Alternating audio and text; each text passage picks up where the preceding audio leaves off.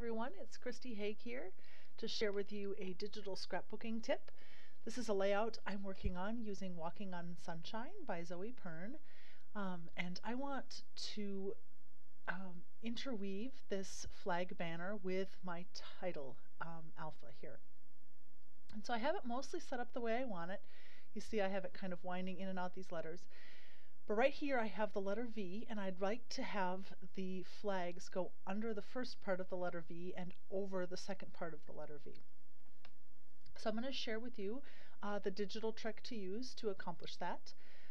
And for the sake of keeping this video short, I'm going to go fairly quickly, so feel free to pause and rewatch any section of the video as you need to. So the first thing is, like I said, to set it up as close to the way you want as you can. And what we're actually going to end up doing is we're going to end up erasing a section of this V so that it looks like the flag is actually sitting on top of that section. And so before I ever go and erase anything, I always click on the layer and duplicate it so that I have a second layer in case I need to go back and redo something or change something. So I just go ahead and hide one of the layers, and I'm going to be working with this one. And instead of hand erasing, I'm going to use a selection tool in Photoshop Elements, and I do that by finding the banner layer in my layers palette, holding down the Control or Command key in Mac, and click right on this thumbnail icon in the layers palette, and you'll see that that makes a selection exactly around where the banner is here. So now I'm going to make sure that I have my letter V layer still selected. It's in this blue here, and go over and pick my eraser tool. Eraser tool, you'll notice, has options for the brush and the size. We want to make sure the opacity stays at 100 because I want to erase it completely. And now I just go ahead and hold down my mouse key and click around this area. And the nice thing about the selection is, even though I click slightly outside of the selection, excuse me, it will only erase what is in the selection, so that way I can get an exact edge there. Go up to select and deselect, and you'll see now the basics of it going over this section of the V. There are two problems with the shadows that I have, and that is that the shadow for the banner here is not showing on top of the V down here, and the shadow for the V is still showing on top of the banner up here, and I want to change both of those. One way that I like to change and add a little bit of shadow, very simple and easy for something small like this, is to use the burn tool, which you'll find right here in Photoshop Elements. It can look like any of these tools. You want to make sure the burn tool is selected. And again, I can play with the size. And basically I'm just going to darken, burn tool sort of darkens things, just that area to make it look like there's a little bit of a shadow right there.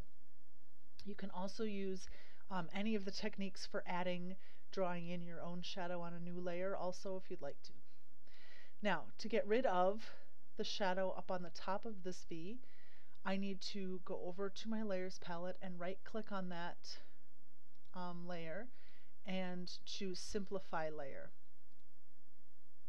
What that does is it makes the shadow no longer an effect on that layer, but actual part of the pixels of that layer. So now I can go ahead and erase that section of the shadow, and I'm going to do it the same way as I did before by Control or Command clicking on this icon here for the banner, picking my eraser tool, making sure I still have the V layer selected, and just erasing that section of the shadow that's over the banner.